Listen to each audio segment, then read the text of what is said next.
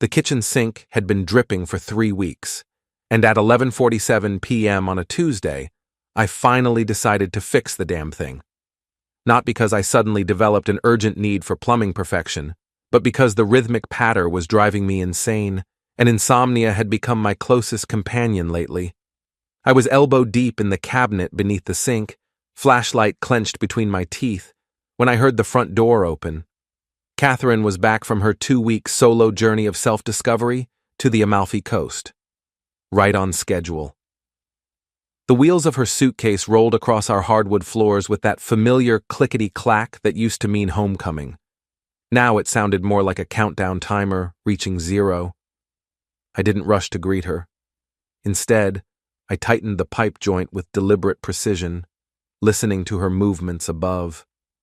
She was taking her time, probably rehearsing whatever speech she'd crafted during the flight home. Catherine had always been theatrical. It's what made her such a successful real estate agent. She could sell anyone on anything, including the fantasy that her marriage was salvageable. "William?" Her voice carried that carefully modulated tone she used with difficult clients. "Are you awake?" "Down here," I called back, not bothering to extract myself from the cabinet. "Just fixing your dripping sink." She appeared in the kitchen doorway, silhouetted against the hallway light. Even in the dim lighting, I could see she'd gotten a tan. A very even, well-maintained tan that spoke of poolside lounging and careful sunscreen application. The kind of tan you get when someone else is making sure you don't burn. "We need to talk," she said, setting down her purse with theatrical precision. I finally emerged from beneath the sink, wiping my hands on an old towel. Catherine stood there in her traveling clothes, designer jeans that probably cost more than most people's mortgage payments, and a silk blouse that had somehow survived international travel without a single wrinkle. She looked like she'd stepped off a magazine cover, not out of a cramped airplane seat. "How was Italy?" I asked, genuinely curious to see how she'd play this. She ran a hand through her perfectly styled hair, another miracle of modern travel, apparently. "It was illuminating." I nodded, turning off the water supply and testing the faucet. No more drip. Illuminating. That's a good word for it. Catherine moved closer, and I caught a whiff of expensive perfume. Not the one I'd bought her for Christmas. This was something new. Something that probably came in a bottle shaped like a seashell or had an Italian name I couldn't pronounce. "William, I've been doing a lot of thinking." She paused, clearly expecting me to look up from my tools with concern etched across my face. When I didn't, she continued. "About us. About our marriage. About what I really want from life." "And what do you want from life, Catherine?" I asked, packing up my toolbox with methodical care. She took a deep breath, the kind actors take before delivering their big monologue. "I'm really not sure about us anymore." There it was. The line she'd probably practiced in the hotel mirror, maybe even run past her travel companion for feedback. It was designed to hit me like a sledgehammer, to send me into a panic of desperate promises and frantic attempts to win her back. Instead, I smiled. Not a bitter smile or a sarcastic smirk, but a genuinely calm, almost peaceful expression that seemed to throw her completely off script. "Actually," I said, closing my toolbox with a satisfying click, "I already signed the divorce papers this morning." The change in her expression was something to behold. The carefully constructed mask of conflicted wife slipped away, replaced by something raw and unguarded. Her mouth opened slightly, then closed again. For the first time in our 12-year marriage, Catherine Ashford was speechless. "What?" she finally managed. "The divorce papers. I signed them around 10:30 right after my morning coffee. Douglas Whitmore has everything ready to file. We just need your signature now." She stared at me like I'd just announced I was actually an alien from Mars. You can't be serious." Completely serious. I picked up my toolbox and headed toward the garage. "Oh, and Catherine, Your sink's fixed now. No more dripping." I left her standing in the kitchen, and for once in our marriage, I had the last word. The garage had become my sanctuary over the past few months. It was where I kept my tools, my workbench, and most importantly, my filing cabinet. The one Catherine had never bothered to explore because it contained boring business stuff that was beneath her interest. If she had looked, she might have found the folder labeled Amalfi Coast Documentation. She might have seen the credit card statements showing charges for 2 people at restaurants that were supposed to serve only her. She might have noticed the hotel bills that included spa treatments for couples, or the car rental agreement that specified a second driver. She definitely would have found the photographs. Gregory Thornton was a predictable man. Predictable in his arrogance, his social media habits, and his complete inability to conduct a discreet affair. While Catherine had been careful to avoid posting pictures of them together, Gregory had no such restraint. His Instagram account was a monument to his own ego, and apparently my wife had become part of that monument. There they were, in all their high-definition glory, Gregory and Catherine at a seaside restaurant, sharing what was obviously an intimate dinner. Gregory and Catherine on a yacht, his arm around her waist as she laughed at something he'd said. Gregory and Catherine at some kind of vineyard tour, both holding wine glasses and looking absolutely delighted with themselves. The timestamps told the story. Every single photo corresponded with a day Catherine had texted me about her solo adventures. The day she'd sent me a picture of her quiet dinner alone matched perfectly with Gregory's post of their romantic meal. Her peaceful morning meditation had actually been a couple's massage at a luxury spa. I had to admire the audacity of it all. Catherine had always been thorough in her deceptions, but this time she'd gotten sloppy. Or maybe she'd just gotten comfortable, assuming I was too trusting or too stupid to piece it together. She was wrong on both counts. The evidence had been accumulating for weeks before her trip. Late-night phone calls that ended abruptly when I entered the room. New clothes that appeared in her closet without explanation. Mysterious appointments that never quite made it onto our shared calendar. But it was the Italy trip that had provided the smoking gun. Catherine had suggested it herself.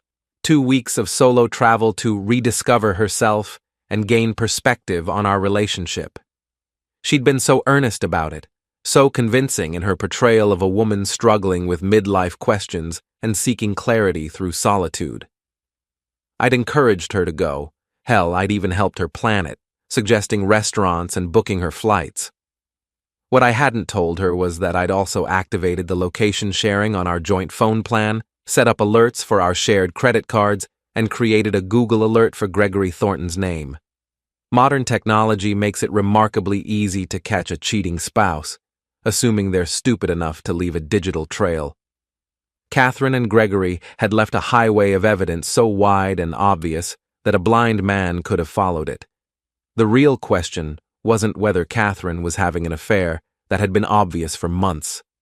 The real question was what I was going to do about it. Some men might have confronted her immediately, demanding explanations and ultimatums. Others might have tried to win her back, showering her with attention and romantic gestures in a desperate attempt to compete with her lover. I chose a different path entirely. Douglas Whitmore had been our family attorney for 8 years. He'd handled our house purchase, written our wills, and managed various business contracts for my cybersecurity firm. He was a thin, precise man who wore wire-rimmed glasses and had the unsettling ability to remain completely emotionless while discussing the most personal details of people's lives. "I need to file for divorce," I'd told him 3 days after Catherine left for Italy. Douglas had nodded as if I'd just asked him to review a standard business contract. "Grounds? Adultery. I have documentation." He'd reviewed my evidence with the same clinical detachment he brought to everything else. Credit card records, social media posts, hotel receipts, location data. It was all there, laid out in chronological order with the methodical precision that had made my business successful. "This is quite thorough," he'd said finally. She's made no attempt to hide the financial aspects of the relationship. She thought I was too trusting to check, and too passive to act on it if you did. Douglas had removed his glasses and cleaned them with deliberate care. I assume you want to move quickly? I want it done before she gets back. That's aggressive. Most people prefer to attempt reconciliation first. I'd leaned back in his leather chair, considering my words carefully. Douglas, if someone breaks into your house, do you invite them to stay for dinner? He'd smiled then, the first genuine emotion I'd ever seen from him. I'll have the papers ready by Monday. True to his word, the divorce documents had been waiting for my signature when I arrived at his office that morning. No-fault divorce with a clear division of assets, spousal support calculations, and a comprehensive list of marital property. Catherine would get exactly what she was legally entitled to, no more, no less. What she wouldn't get was the satisfaction of controlling the narrative. I'd spent 12 years letting Catherine manage the emotional temperature of our relationship. She decided when we fought, when we reconciled, and how every major decision got made. She'd choreographed our entire marriage like a dance where she always led and I always followed. But this time, I was changing the music. The sound of footsteps on the garage stairs interrupted my thoughts. Catherine appeared in the doorway, still wearing that shell-shocked expression from our kitchen encounter. "We need to discuss this rationally," she said, trying to regain her composure. "Nothing to discuss. You wanted clarity about our relationship, and now you have it." She moved closer, switching to what I recognized as her concerned wife persona. "William, I know I've been distant lately, but that doesn't mean—" "How was Gregory?" The question hit her like a physical blow. She actually took a step backward, her hand reaching for the doorframe for support. "I don't know what you mean." I opened the filing cabinet and pulled out the folder. Gregory Thornton, 46 years old, real estate developer, owns that ridiculous yacht he's always posting pictures of. The same yacht where you two enjoyed champagne on Tuesday afternoon while you were supposedly having a quiet day of reflection. Catherine's face had gone completely pale. "You've been spying on me. I've been paying attention. There's a difference." I spread some of the printed photographs across my workbench. Catherine stared at them like they were evidence of war crimes. "These could be anyone," she said weakly. "Could be, but they're not." I pointed to one particular photo. "That's the bracelet I bought you for our anniversary last year, and that's the scar on your left shoulder from when you fell off your bike as a kid. You want to keep pretending? Or should we move on to discussing the logistics?" She collapsed into the old chair I kept in the corner, her carefully constructed facade finally crumbling completely. For a moment, she looked like the woman I'd married, vulnerable, human, real. "How long have you known?" she asked quietly. "Suspected? About 6 months. Known for certain? Since day 3 of your trip. Why didn't you say anything?" I considered the question seriously. Why hadn't I confronted her immediately? Why hadn't I demanded explanations or thrown her out or made a scene? "Because I wanted to see how far you'd go," I said finally. "I wanted to know if you'd come home and try to lie to my face. And now you know. Now I know." Catherine looked up at me with an expression I'd never seen before. It wasn't quite fear, but it wasn't far from it. "What happens now?" she asked. I closed the folder and put it back in the filing cabinet. "Now you sign the papers, we divide up our stuff, and we both move on with our lives." "Just like that?" "Just like that." She stood up slowly, like someone recovering from a long illness. "William, I want you to know that I never meant for this to happen. Gregory and it just sort of developed over time." "How long?" "What?" "How long have you been together?" She hesitated, clearly calculating how much truth she could afford to tell. 8 months. "Try again." "What do you mean?" I pulled out another folder, this one considerably thicker. "I mean, try telling me the truth. Because I've got hotel receipts going back 14 months, and restaurant charges that predate your Italy trip by over a year. The last bit of fight went out of her then. She slumped back into the chair, looking older than I'd ever seen her. 18 months, she said quietly. There we go. Honesty. It's refreshing. Catherine looked around the garage as if seeing it for the first time. You've been planning this for a while, haven't you? Planning what? This. The divorce, the evidence gathering, the dramatic revelation. You've been setting me up. I locked the filing cabinet and turned to face her fully. Catherine, I've been protecting myself. There's a difference between setting someone up and documenting their choices. You could have talked to me. We could have worked through this. Could we? Really? I leaned against the workbench, studying her face. When exactly would that conversation have happened? Before you booked the hotel room in Gregory's name? Before you told me you needed space to think about our marriage? Or maybe after you came home planning to manipulate me into some kind of reconciliation while you kept seeing him behind my back? She didn't answer, which was answer enough.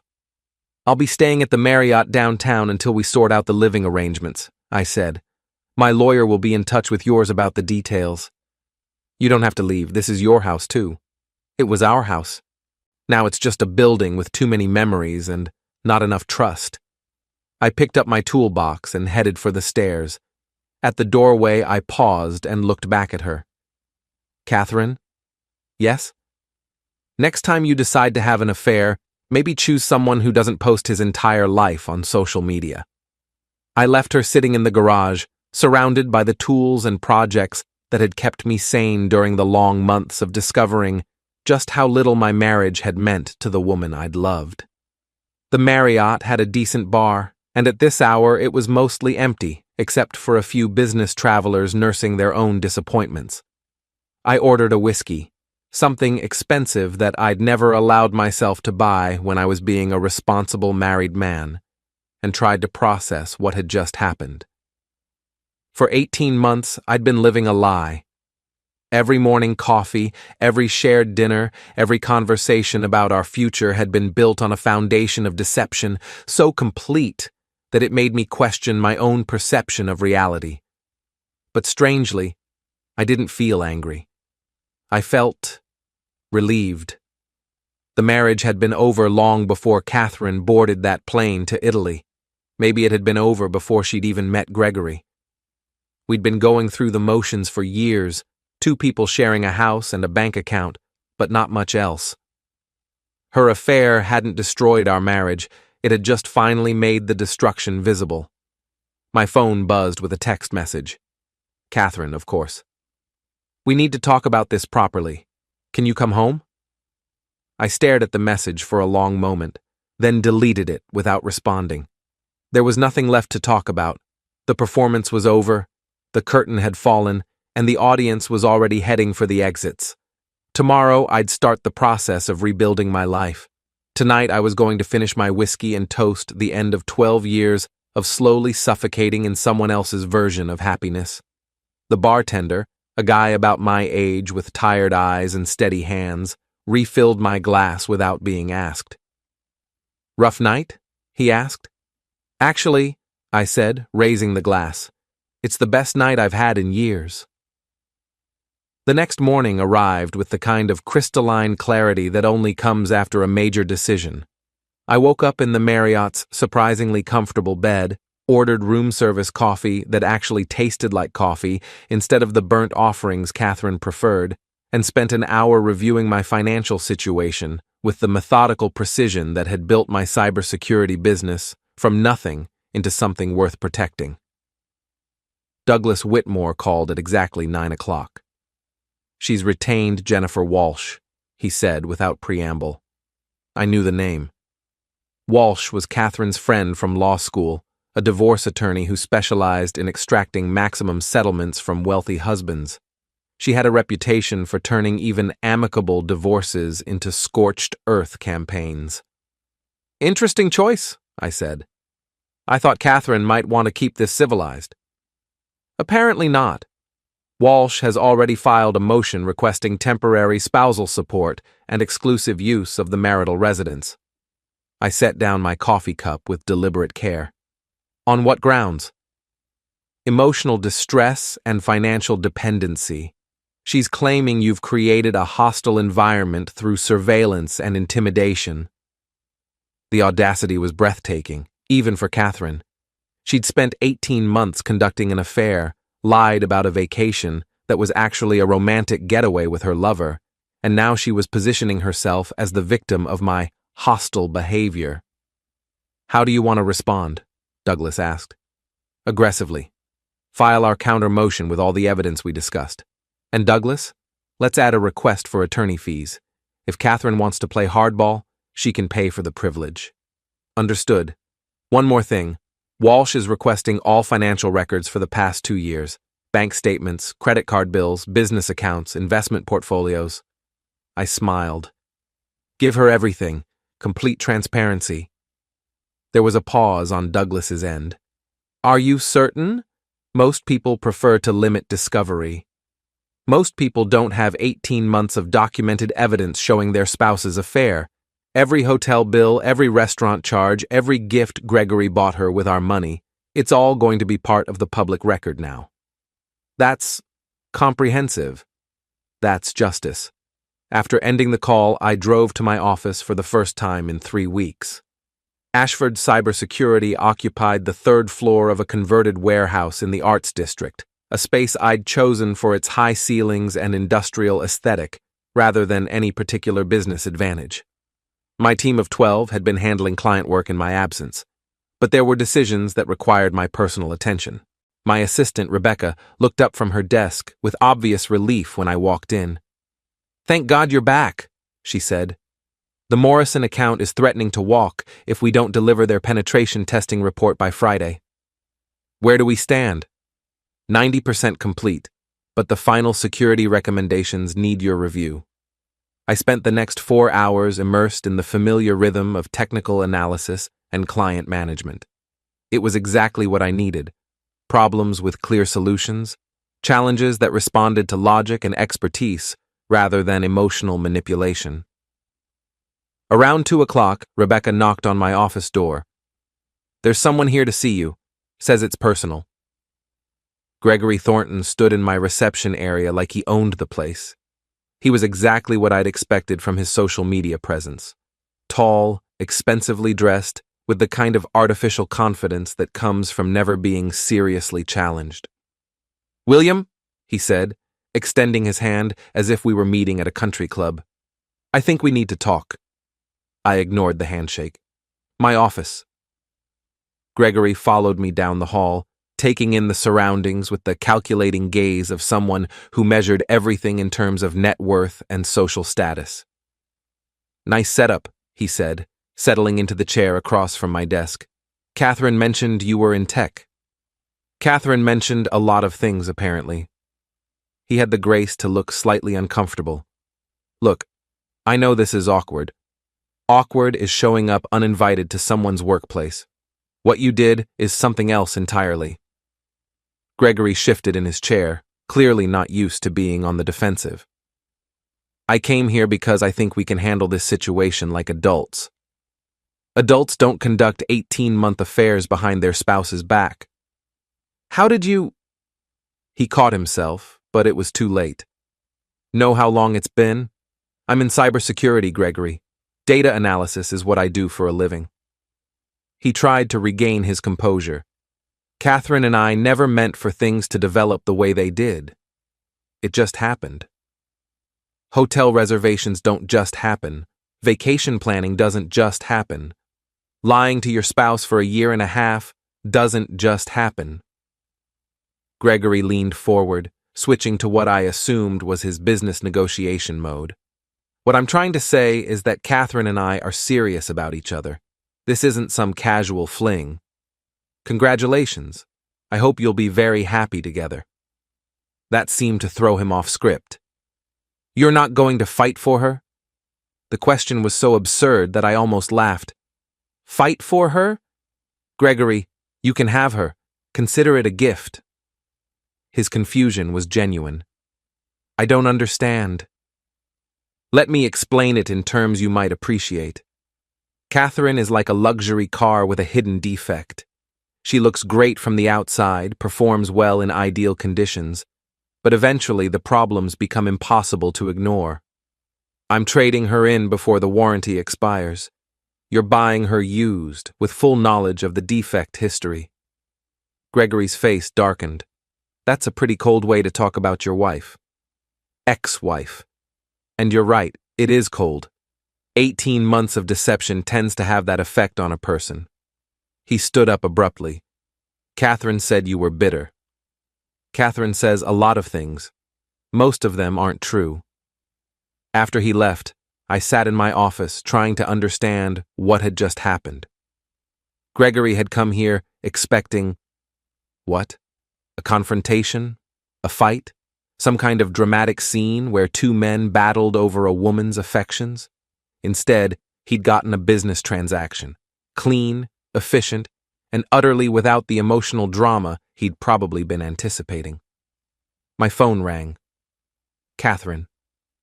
What did you say to Gregory? She demanded without preamble. Hello to you too. He came to see you today. He's upset. He should be. He just realized he's inheriting someone else's problems. That's a horrible thing to say, but accurate. There was a long pause. William, I know you're angry.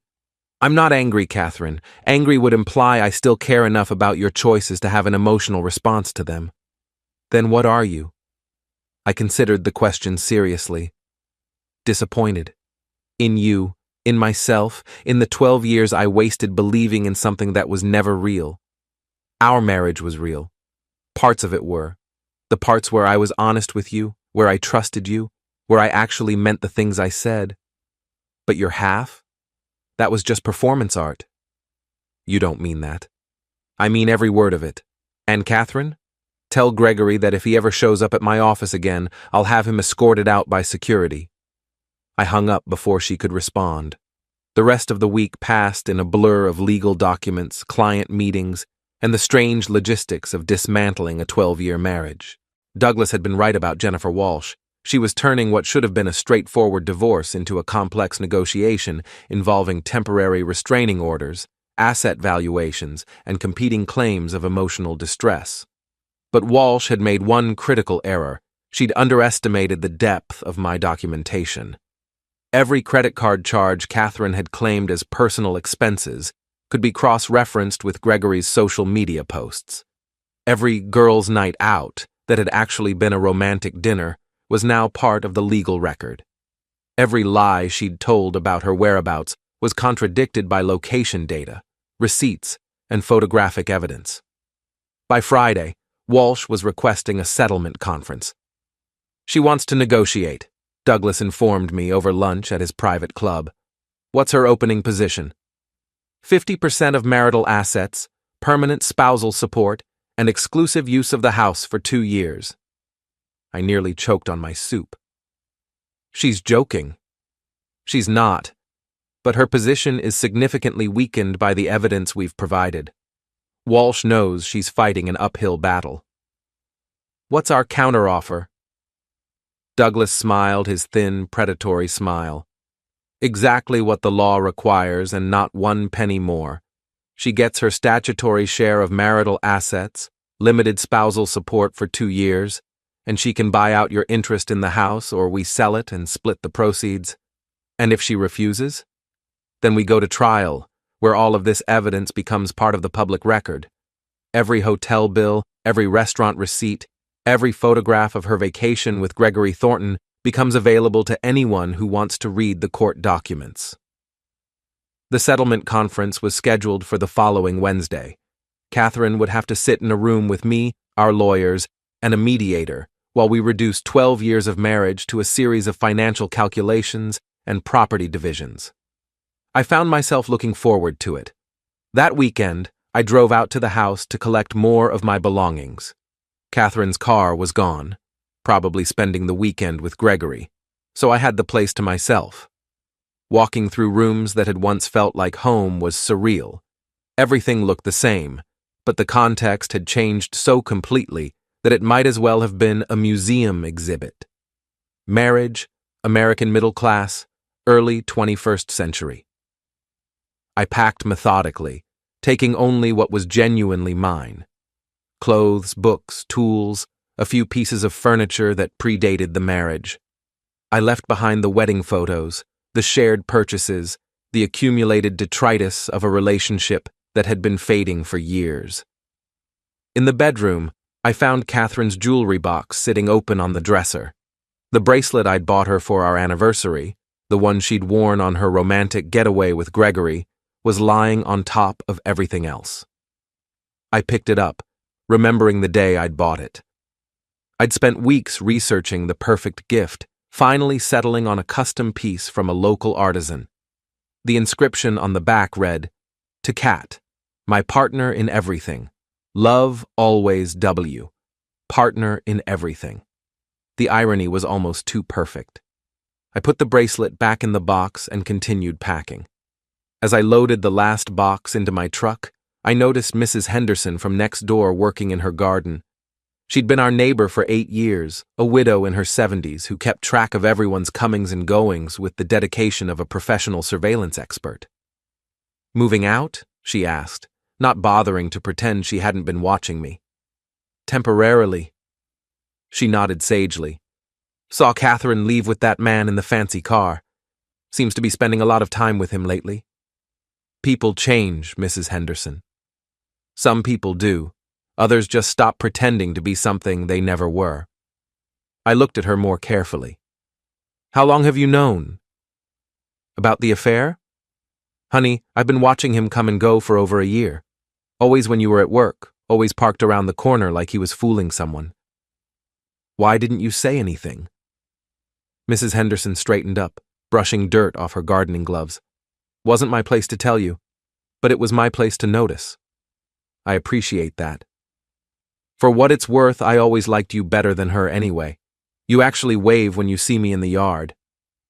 I drove back to the hotel, thinking about Mrs. Henderson's words. How many other people had known about Catherine's affair? How many friends, neighbors, and acquaintances had watched me living a lie while being too polite or too uncomfortable to say anything? The thought should have been humiliating.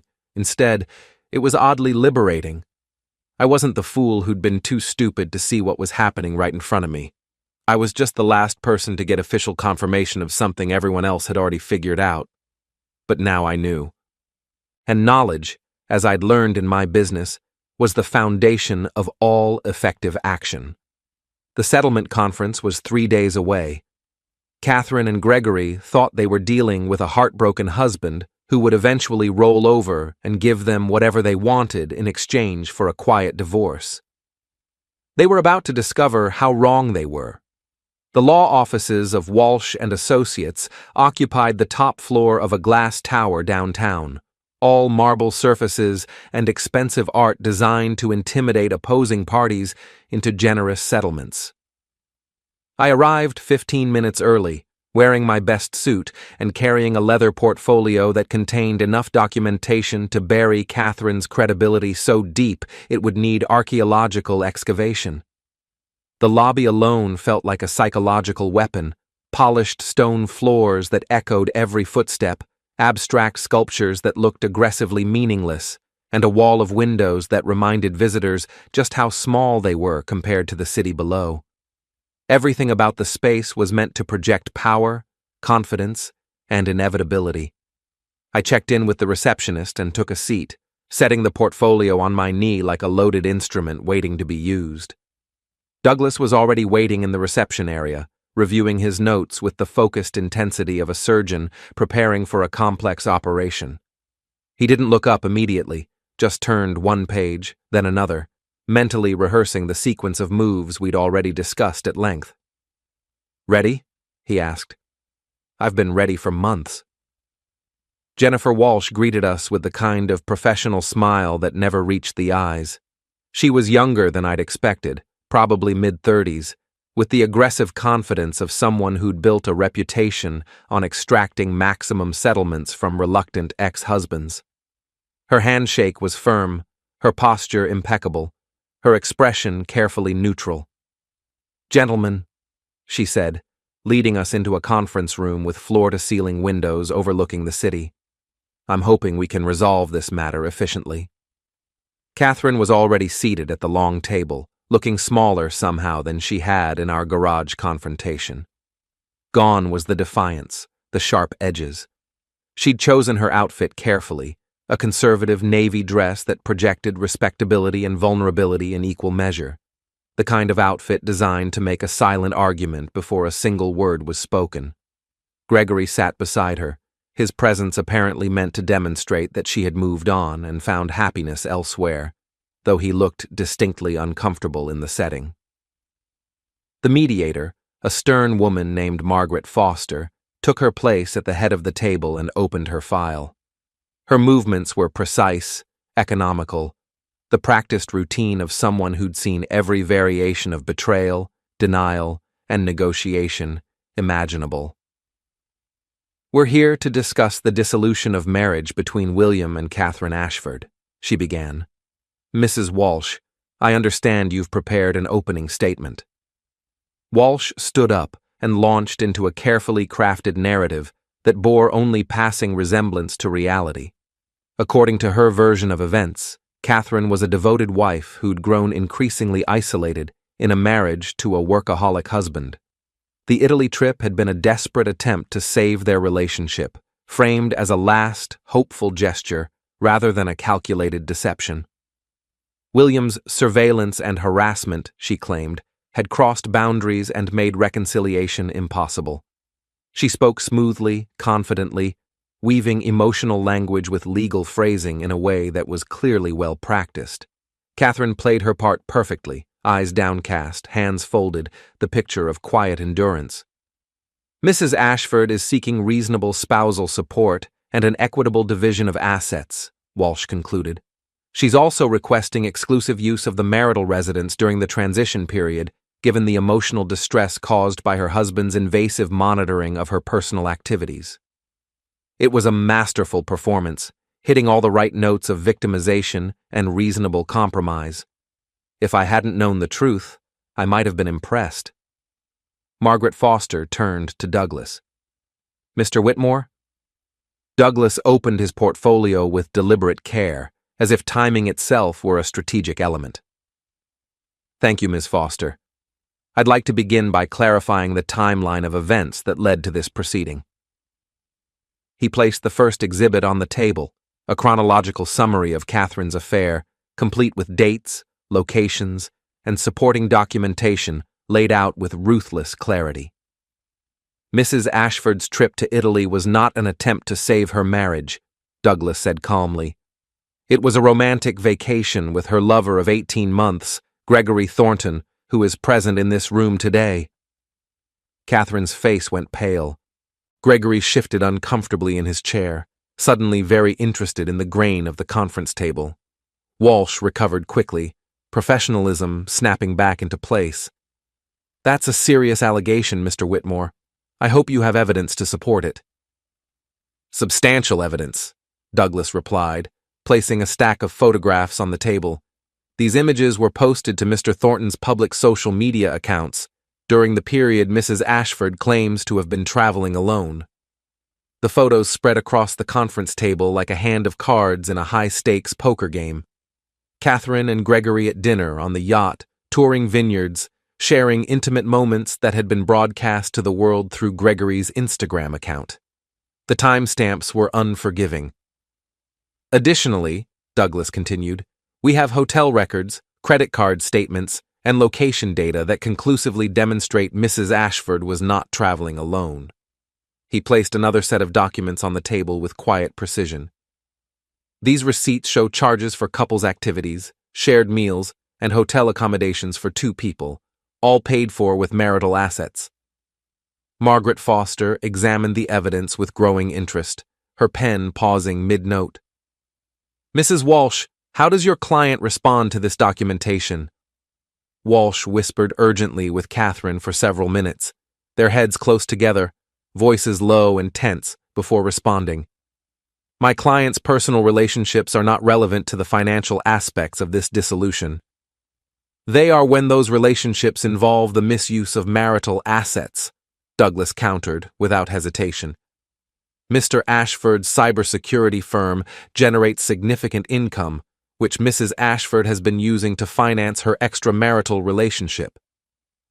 Furthermore, he continued, placing yet another stack of documents on the table, we have evidence that this misuse of funds extends back 18 months, including gifts, travel expenses, and entertainment costs, totaling approximately $47,000.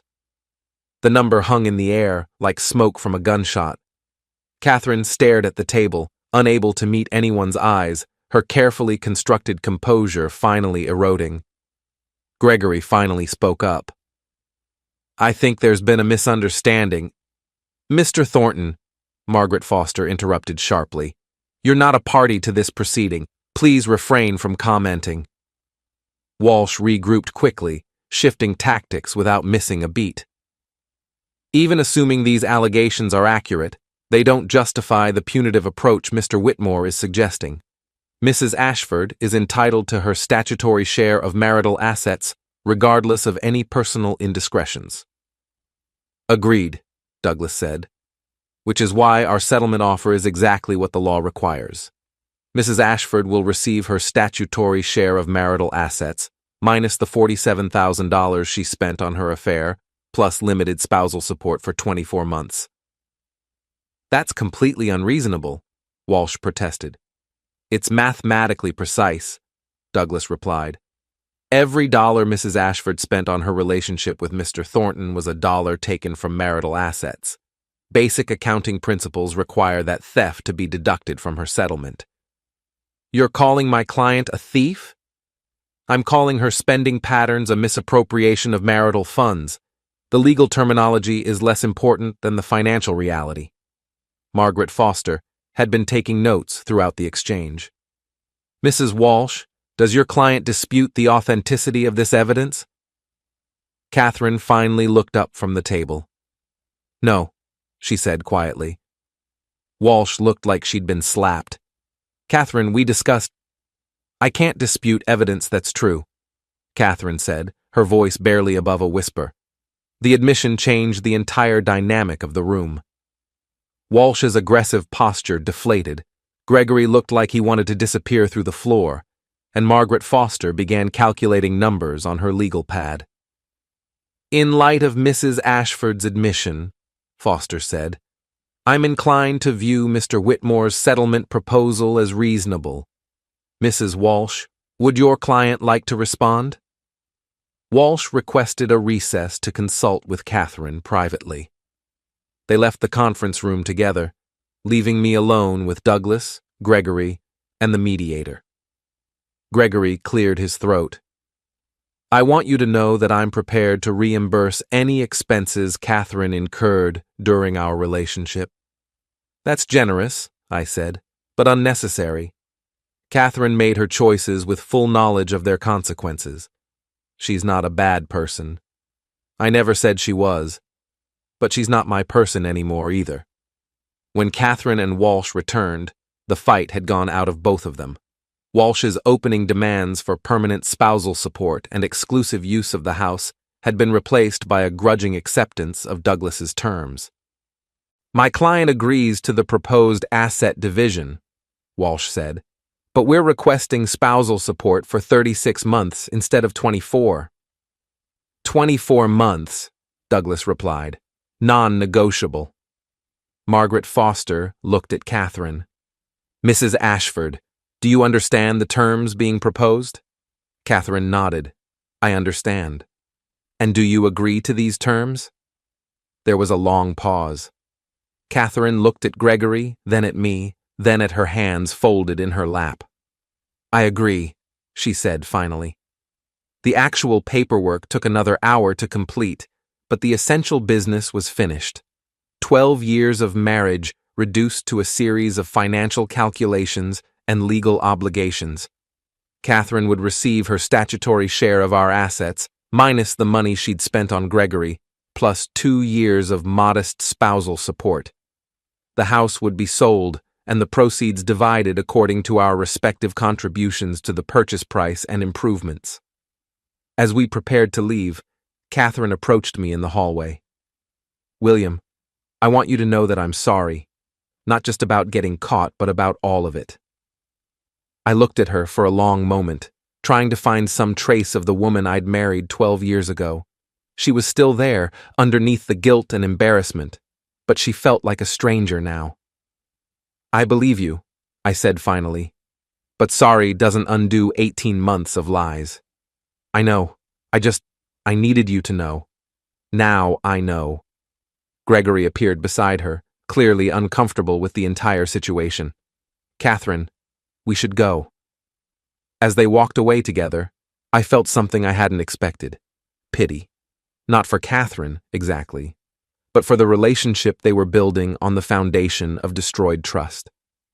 Gregory had won the woman he wanted, but he'd also inherited all the doubt and suspicion that came with her. How could he ever be certain she wasn't lying to him the way she'd lied to me? How could she ever be sure he wouldn't betray her the way they'd both betrayed me? They deserved each other, but not in the romantic sense they probably imagined. Douglas and I rode the elevator down in comfortable silence. In the lobby, he turned to me with something approaching a smile. "That went better than expected," he said. She knew she was beaten. More than that, she knew she was wrong. There's a difference. We shook hands outside the building, and I walked to my truck feeling lighter than I had in months. The legal proceedings weren't completely finished. There would still be paperwork to file, assets to divide, and a house to sell, but the essential business was done. Catherine was no longer my problem to solve.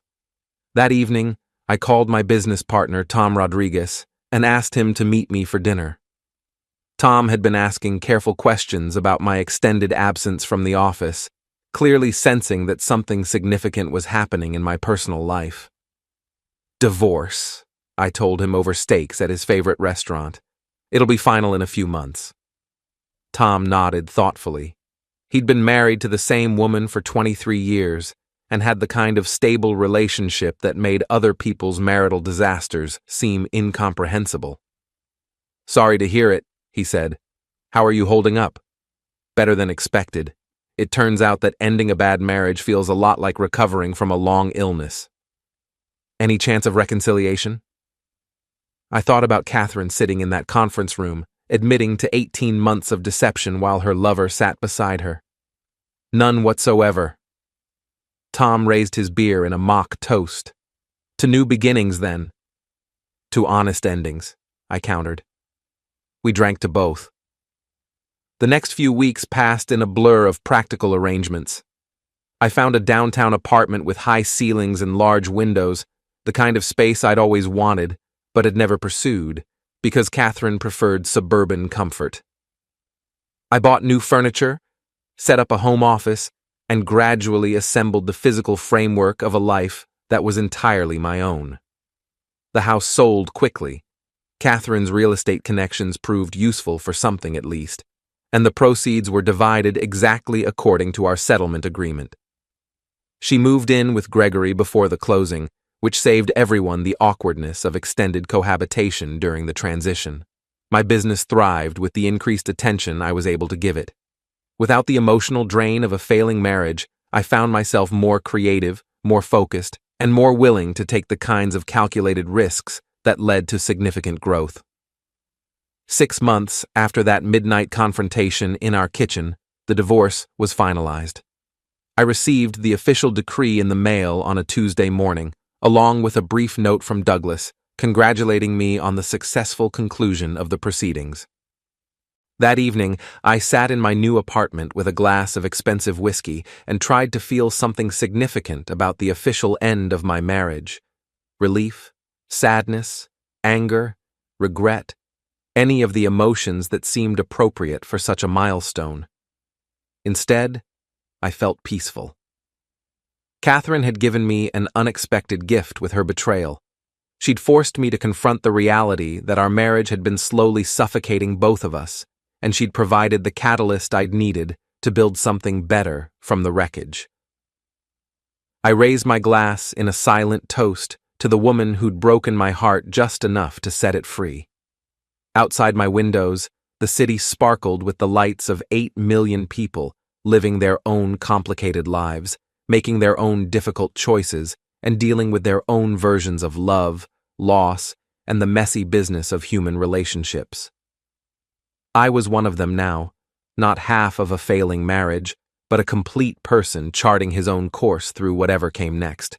It was exactly where I wanted to be. 3 months after the divorce was finalized, I received an unexpected phone call from Mrs. Henderson. "William, I hope you don't mind me calling. I got your number from that nice young woman at your office." "Not at all, Mrs. Henderson. How are you doing?" "Oh, I'm fine, dear. But I thought you should know. Catherine and that man of hers had quite the argument in the driveway last night. Police cars and everything." I set down my coffee cup with deliberate care. "Is everyone all right?" "No one was hurt, if that's what you're asking. But there was a lot of shouting about money and some woman named Lisa. Catherine left in a taxi around midnight, and he drove off in that fancy car of his like the devil was chasing him." Lisa. I made a mental note to ask Tom if he knew anyone by that name in Gregory's social circle. "Thank you for letting me know, Mrs. Henderson." "Well, I figured you might want to be prepared in case Catherine comes around looking for sympathy. You always struck me as too nice for your own good." After hanging up, I called Douglas to give him a heads up about potential complications. "Domestic disturbance calls can sometimes lead to violations of divorce decree terms," he said. "If Catherine contacts you directly, instead of going through legal channels, document everything." "Understood." "How are you adjusting to civilian life?" It was Douglas's little joke. He always referred to divorce as a kind of military discharge from the institution of marriage. "Better than expected. I'm actually thinking about expanding the business." "Excellent. Nothing heals a broken heart like a thriving bank account." That afternoon, I was reviewing proposals for a major new client when Rebecca knocked on my office door. "There's someone here to see you," she said, her expression carefully neutral. "Catherine Ashford."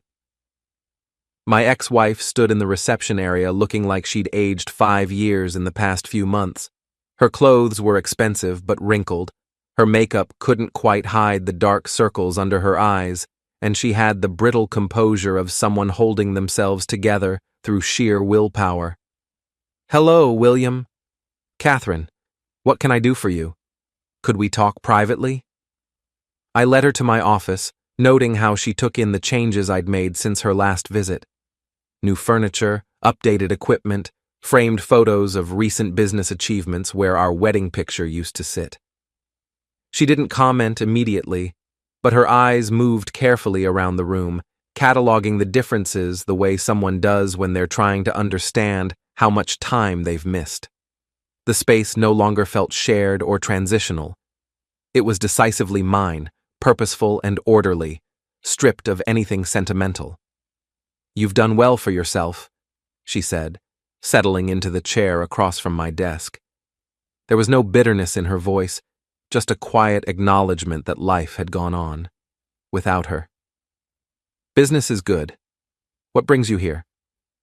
She took a breath, clearly steeling herself for whatever she'd come to say, fingers interlacing and then separating again, as if she couldn't quite decide what to do with her hands. "I need advice." "Legal advice? Because if so, you should call Jennifer Walsh." "Not legal advice, personal advice, from someone who knows me well enough to tell me the truth." The request was so unexpected that I found myself genuinely curious about where this was heading. Of all the reasons she could have shown up here, this hadn't been one of them. "I'm listening. Gregory is having an affair." The irony was so perfect that I had to resist the urge to laugh. Not because it was funny, but because it was almost mathematically precise, cause and effect looping back on itself. "How do you know?" "The same way you knew about us, I suppose. Late nights, mysterious phone calls, charges on his credit card for places he claims never to have been." Her voice was steady, but there was an edge underneath it, the sharpness of someone who already knows the answer and is hoping to be proven wrong anyway. Have you confronted him? Last night. He denied everything, of course, said I was being paranoid and jealous. She looked out the window at the city below, traffic crawling like veins of light between buildings. Sound familiar? What do you want from me, Catherine? I want to know if you think I'm crazy for being suspicious, or if I'm just getting what I deserve. The question hung in the air between us like a challenge. I studied her face, looking for signs of manipulation or hidden agenda, but all I saw was genuine confusion and pain, the kind that doesn't know where to land yet. You're not crazy, I said finally, and whether you deserve it or not isn't really the point. Then what is the point? The point is that you're asking the wrong person for advice. I'm the last man on earth who should be counseling you about relationship problems. Catherine smiled for the first time since she'd arrived. It was small, tired, but real. Actually, you might be the only person who can give me an honest answer. Everyone else either thinks I'm getting my comeuppance, or they're too polite to tell me what they really think. What do you want me to tell you? I want you to tell me if you think Gregory is capable of doing to me what we did to you. I considered the question seriously, setting aside instinct and resentment alike. Based on my limited interaction with him, yes, he's arrogant enough to think he won't get caught, and he's selfish enough not to care about the consequences if he does. That's what I was afraid you'd say. Catherine, why does it matter what I think? If you believe he's cheating, hire a private investigator and find out for sure. Because I don't know if I can handle going through what I put you through. The admission surprised both of us. Catherine looked startled that she'd said it out loud, as if the words had escaped before she could stop them, and I was genuinely taken aback by the vulnerability behind them. You handled it fine when you were the one doing the cheating, I pointed out. That's different. When you're the one having the affair, you tell yourself stories about why it's justified. When you're the one being cheated on. She trailed off, staring at her hands as if the answer might be written there. When you're the one being cheated on, you realize how much those stories are worth. Exactly. We sat in silence for several minutes. Outside my office windows, the city continued its relentless rhythm of commerce and ambition, oblivious to the small human drama playing out 30 floors above the street. Horns blared, elevators chimed, deals were made and broken without anyone noticing us at all. What are you going to do? I asked finally. I don't know. Part of me wants to fight for the relationship, and part of me thinks I should just walk away before it gets worse. Those are your only two options? Catherine looked at me with something approaching her old sharpness, the analytical edge I remembered well. What do you mean? I mean, there's a third option you haven't considered. Which is? Accept that this is who Gregory is, the same way you accepted that cheating was who you were. Stop expecting fidelity from someone who's already proven he's not capable of it. The suggestion clearly hadn't occurred to her. She blinked, processing it slowly. You mean stay with him knowing he's unfaithful? I mean, decide what you actually want from the relationship and stop pretending it's something it's not. If you want companionship, financial security, and social status, Gregory can provide those things whether he's faithful or not. If you want trust and emotional intimacy, you're probably looking in the wrong place. Catherine stared at me like I'd suggested she take up professional wrestling. That's incredibly cynical. It's incredibly realistic. You and Gregory built your relationship on deception and betrayal. Why would you expect it to suddenly become honest and trustworthy? Because people can change. Can they? Did you change during our marriage, or did you just get better at hiding who you really were? The question hit home. Catherine's composure finally cracked, and for a moment she looked like the vulnerable woman I'd fallen in love with 12 years ago, uncertain, scared, and stripped of her usual defenses. I don't know, she said quietly. I honestly don't know anymore. I reached across the desk and handed her the box of tissues I kept for difficult client meetings. Catherine, I'm going to give you the same advice I'd give any friend in this situation. Figure out what you actually want from life, not what you think you should want. Then make choices that align with those goals, regardless of what other people expect from you. And if what I want is a faithful, loving relationship, then you need to find someone who's capable of providing that. Gregory isn't that person, any more than you were that person for me. She wiped her eyes carefully, trying not to smudge her makeup. How did you get so wise about relationships after yours failed so spectacularly? Failure is an excellent teacher, assuming you're willing to learn from it. Catherine stood up, smoothing her skirt and attempting to restore some dignity to her appearance. Thank you for being honest with me. Thank you for asking honest questions. At the door, she paused and looked back at me. William, for what it's worth, I really am sorry about how everything happened. I know you are, and for what it's worth, I hope you figure out how to be happy, even after everything I did to you. Especially after everything you did to me. Happiness is the best revenge against people who tried to make you miserable. After she left, I sat in my office thinking about the strange turn my life had taken. 6 months ago, Catherine had been my wife and my biggest source of stress. Today, she'd become something I'd never expected. A person I could actually have an honest conversation with. The irony wasn't lost on me. It had taken the complete destruction of our marriage for us to finally start telling each other the truth. That evening, I met Tom for our weekly dinner at the restaurant that had become our regular spot. I told him about Catherine's visit and her relationship troubles with Gregory. So she's getting a taste of her own medicine, Tom said, cutting into his steak with perhaps more force than necessary. That's one way to look at it. How do you look at it? I considered the question while I ate. I think she's learning the difference between fantasy and reality.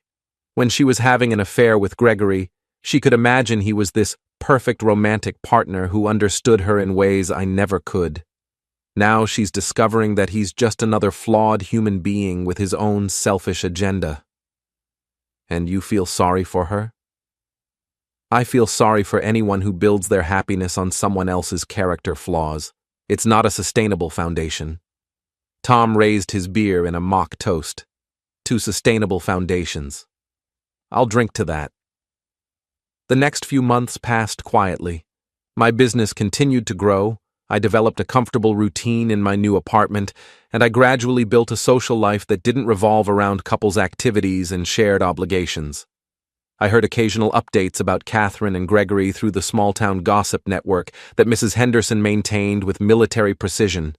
They'd broken up and reconciled twice, Gregory had been seen with various other women around town, and Catherine had apparently started seeing a therapist.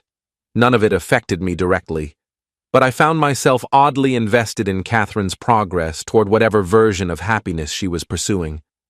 Not because I wanted to reconcile, that ship had sailed and sunk, but because her success or failure would validate or challenge the advice I'd given her.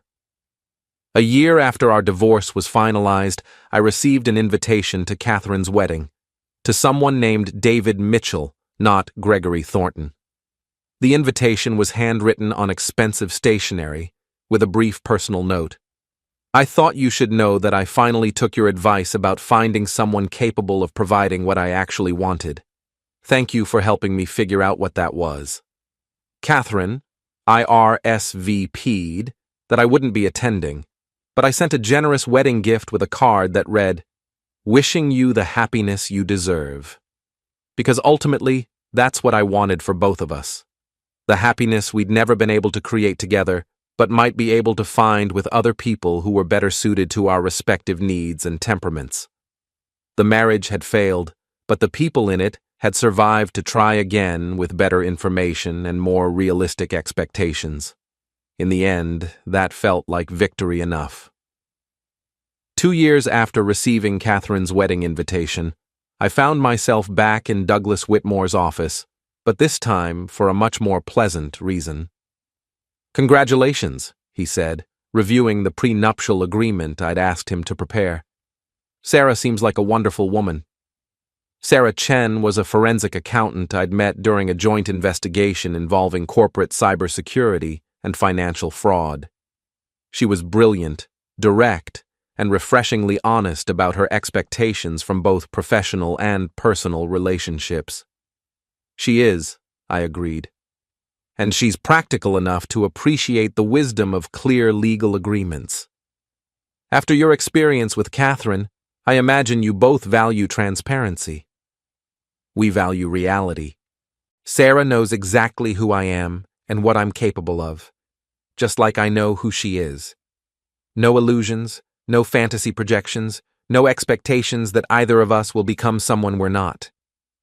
Douglas smiled his thin smile. "That's either the most romantic thing I've ever heard or the most unromantic. I can't decide which. It's honest.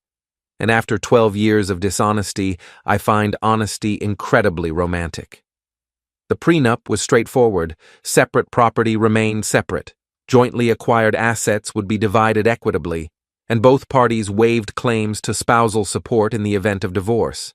Sarah had insisted on including a fidelity clause that would void the financial protections if either party committed adultery. "Insurance policy," she'd explained when she suggested it. "If either of us decides to cheat, we forfeit the right to claim we were protecting our financial interests." I'd agreed immediately.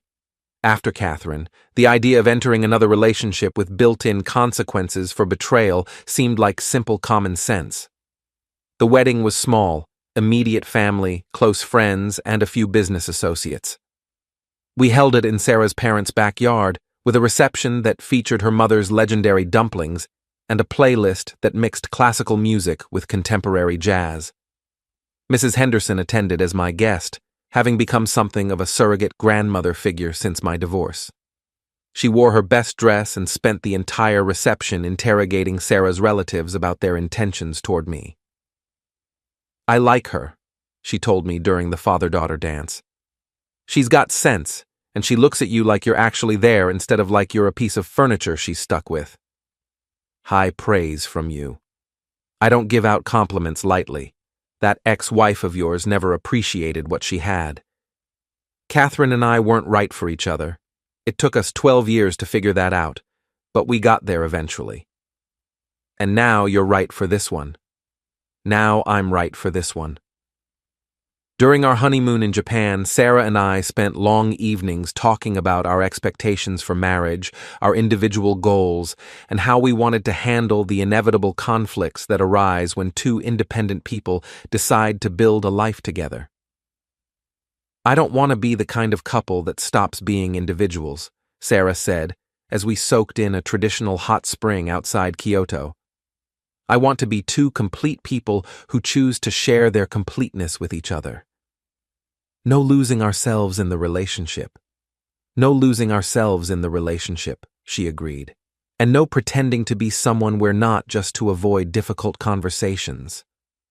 Even if those conversations are uncomfortable? Especially if they're uncomfortable.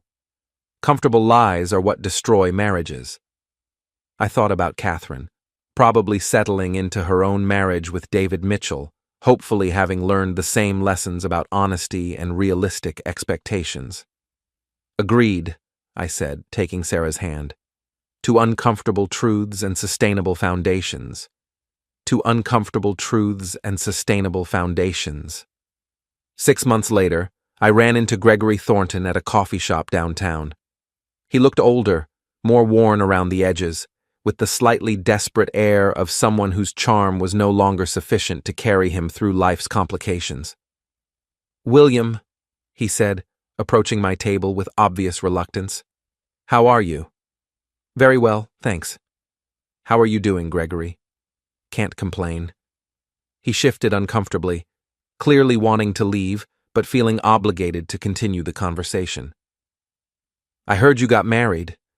Last year. Sarah's a forensic accountant. That's practical. It works for us. Gregory ordered his coffee and lingered by my table, apparently wrestling with something he wanted to say. He stood there longer than was socially comfortable, shifting his weight slightly, glancing once toward the window and then back at me. It was the posture of a man caught between guilt and the hope for absolution.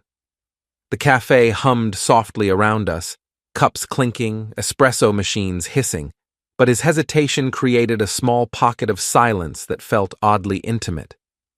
"Look," he said finally, exhaling as if he'd been holding his breath for several minutes. "I want you to know that I never meant for things to happen the way they did with Catherine." "I know." The answer came easily, without calculation or restraint.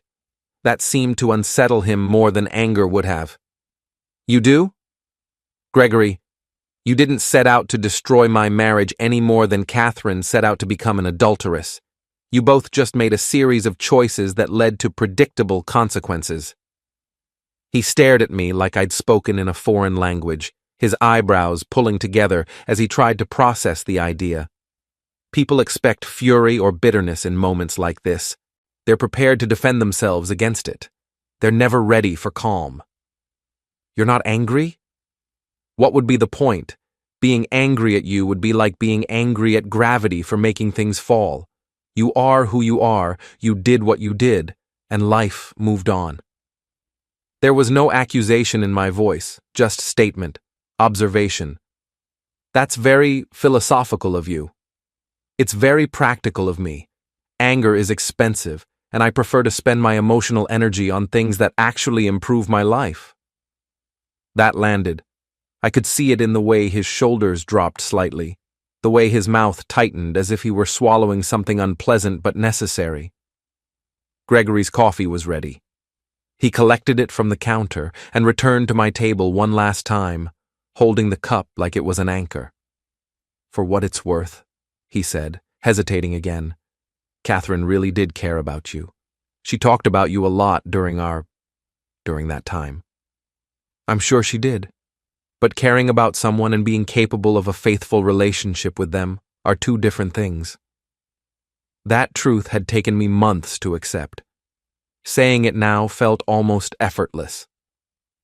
"Yeah," he said quietly. "I'm starting to figure that out." After he left, I sat in the coffee shop thinking about the strange journey that had brought me from that midnight confrontation in my kitchen to this moment of peaceful indifference toward the man who'd helped end my first marriage. The emotional distance surprised me. What once would have felt like an open wound now registered as little more than a scar. I wasn't grateful for what Gregory and Catherine had done. Betrayal was still betrayal, regardless of its ultimate consequences. But I was grateful for what their betrayal had taught me about myself, about relationships, and about the difference between the life I'd been living and the life I actually wanted. Loss had stripped away illusion, and in doing so, it had given me clarity. That evening, I told Sarah about the encounter over dinner. The restaurant was warm and softly lit, the kind of place designed to encourage conversation rather than distraction. "How did it feel to see him?" she asked. "Like running into someone I used to work with at a job I didn't like. Mildly interesting, but not particularly relevant to my current situation." She smiled at that. "That's healthy. That's honest, which, as it turns out, is the same thing." Sarah reached across the table and took my hand, her fingers warm and steady. "I love that about you." "What?" "Your commitment to seeing things as they actually are, instead of as you wish they were. It's a useful skill. It's a rare skill. Most people spend their entire lives trying to force reality to match their fantasies." I thought about Catherine, hopefully learning to build her happiness on truth instead of illusion. I thought about Gregory, probably still trying to charm his way through life without accepting responsibility for the consequences of his choices. And I thought about Sarah and myself, two people who'd chosen to build something real together instead of something that merely looked good from the outside. No performances, no carefully edited versions of ourselves. Just honesty, even when it was inconvenient. "To rare skills," I said, raising my wine glass. To rare skills, Sarah agreed. Outside our dining room window, the city sparkled with the lights of millions of people living their own complicated lives, making their own difficult choices, and learning their own hard lessons about love, loss, and the messy business of human relationships. Some of them would learn quickly and build something lasting. Others would repeat the same mistakes until the consequences finally forced them to change. All of them would eventually discover what I'd learned in that midnight kitchen confrontation 2 years ago, that the truth might be painful, but it's also the only foundation solid enough to support a life worth living. And that sometimes the best thing that can happen to a failing marriage is for it to fail completely, clearing the ground for something better to grow in its place. The sink had stopped dripping. The marriage was over. The new life had begun. It was exactly where I wanted to be.